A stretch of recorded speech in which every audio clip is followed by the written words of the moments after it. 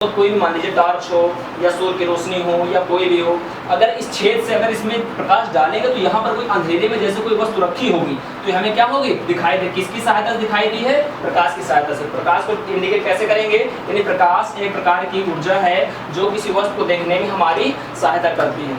ये रही आपके प्रकाश की डिफिनेशन। ठीक है, अब चलते हैं, कुछ वस्तुएं होती है, कुछ स्वयं में प्रकाश उत्पन्न करती है और कुछ में प्रकाश होता है, कुछ में प्रकाश होता है। ठीक है, देखिएगा आपकी अगली क्लास में भी, आप कंपटीशन एग्जाम में भी आपसे पूछा जाता है। ठीक है, तो अब ये प्रदीप्त वस्तुएं हो गई और अप्रदीप्त वस्तुएं हो गई। अब आपको बताते हैं प्रकाश का परावर्तन क्या होता है और प्रकाश का अपवर्तन क्या होता है। तो सबसे पहले मैं आपको स्टूडेंट्स आपको बताना चाहता हूँ प्रकाश का परावर्तन क्या होता है। ठीक है,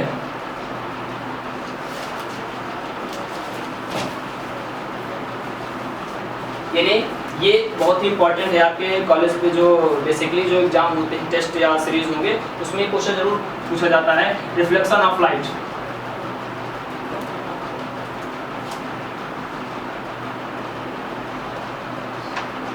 रिफ्लेक्शन ऑफ लाइट, देखिए प्रकाश का परावर्तन।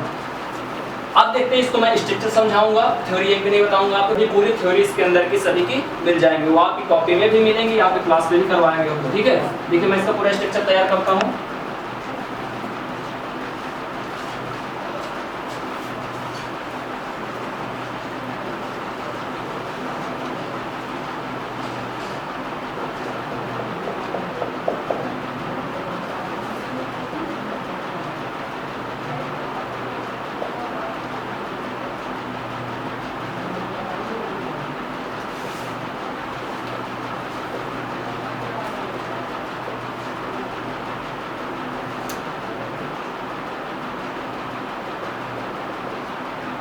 ठीक है, अब समझते हैं प्रकाश का परावर्तन पहली बात क्या होता है। यदि प्रकाश का परावर्तन क्या होता है, यानी वह प्रकाश की किरण, वह प्रकाश की किरण जो किसी चमकदार पृष्ठ या किसी परावर्तक तल से टकरा करके क्या हो जाता है, उसी माध्यम में क्या हो जाता है, परावर्तित हो जाता है, तो वह क्या कहलाता है, प्रकाश का परावर्तन कहलाता है। ठीक है, अब ये प्रकाश का परावर्तन बहुत ही इजी डिफिनेशन थी आपकी। तो अब प्रकाश के परावर्तन के कुछ रूल्स होते हैं बेटा। प्रकाश के परावर्तन के मुख्यतः कितने नियम होते हैं? 2 नियम होते हैं। उसमें से फर्स्ट पॉइंट आपको मैं अभी समझा दूंगा, दो सेकंड जो पॉइंट है वो नहीं कि आप इसकी थ्योरी अलग से निकालेंगे और आप स्ट्रक्चर समझ जाएंगे तो कोई दिक्कत नहीं होगी। ठीक है, देखिए एक मान लीजिए हमने नीचे परावर्तक पृष्ठ रख दिया और यहाँ से एक लाइट का स्रोत रख दिया। ठीक है, अब यहाँ से जो प्रकाश किरण है, ठीक है, यहाँ से आने वाली किरण क्या कहलाती है, जो दर्पण पर टकराएगी, यानी परावर्तक तल पर आने वाली किरण क्या कहलाती है, आपतित किरण। और परावर्तक तल से टकरा करके उसी माध्यम में, देखिए माध्यम ऊपर का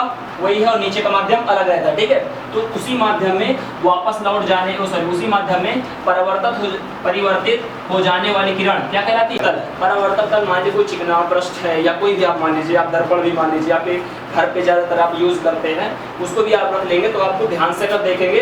और पहली बात, आपको प्रकाश आप देख नहीं सकते हैं। ठीक है, या आप सोचेंगे प्रकाश हम देख लेते हैं, प्रकाश नहीं कभी देख पाती, यह दृश्य रहता है, बस इसकी तरंग है, इसके कारण आप किसी वस्तु को देख पाते हैं। तो ये थी आपकी आपतित किरण। ठीक है, अब समझते हैं, देखिए एक पॉइंट और इसमें निकलता है, आपतित किरण और परावर्तित किरण के मध्य बना लंब क्या कहलाता है, अभिलंब कहलाता है बच्चों, अभिलंब कहलाता है। ठीक है, यानी आपतित किरण और परावर्तित किरण के मध्य खींचा गया लंब अभिलंब कहलाता है बेटा।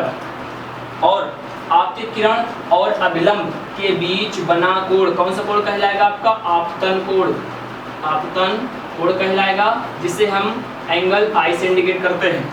और अभिलंब और परावर्तित किरण के बीच बना कोण कौन सा कोण कहलाता है बेटा, परावर्तन कोण। इसको किस से इंडिकेट करेंगे, एंगल आर से। ठीक है, अब हम नियम पे समझेंगे। फर्स्ट नियम क्या कहता है, फर्स्ट नियम ये कहता है कि आप इसमें समझ जाएंगे, कोई कठिन नहीं है। यानी आपतित किरण ये देखिए यहाँ पर आई है, अभिलंब भी यहीं पर इसी पॉइंट पे है और परावर्तित किरण भी कहाँ है, इसी पॉइंट पे है। यानी आपतित किरण, अभिलंब और परावर्तित किरण तीनों एक ही तल पर होते हैं। ये आपका फर्स्ट नियम था, समझ में आया बच्चों। यानी आपतित किरण, अभिलंब और परावर्तित किरण तीनों सदैव एक ही तल पर होते हैं। ठीक है, अब समझते हैं सेकंड नियम क्या कहलाता है बेटा। किसी भी स्थिति में, ये बात याद रखेंगे, किसी भी स्थिति में आपतन कोण और परावर्तन कोण सदैव आपस में बराबर होते हैं। यानी angle I is equal to angle R. ये थे बेटा आपके प्रकाश के परावर्तन के नियम थे। यानी ये प्रकाश के परावर्तन के पॉइंट है। अभिलंब पूछ लिया जाए, अभिलंब की डेफिनेशन क्या होती है, तो क्या बताओगे, आपतित किरण और परावर्तित किरण के मध्य खींचा गया लंब अभिलंब कहलाता है। और आपतित किरण किसे कहते हैं, वह प्रकाश किरण जो मुख्य पृष्ठ पर मुख्य रूप से आपतित होती है, आपतित किरण कहलाती है। और जो परावर्तक तल से टकरा करके परावर्तित हो जाती है, क्या कहलाती है, आपकी परावर्तित किरण कहलाती है। ये तीनों की आपको डेफिनेशन लीजिए, समझ गए। अब नियम जो आता है, नियम मैंने आपको बताया कि ये तीनों एक ही बिंदु पर होते हैं। फर्स्ट पॉइंट था आपका। सेकंड पॉइंट क्या होता है, आपतन कोण और परावर्तन कोण सदैव आपस में क्या होते हैं, बराबर होते हैं। बस तो वही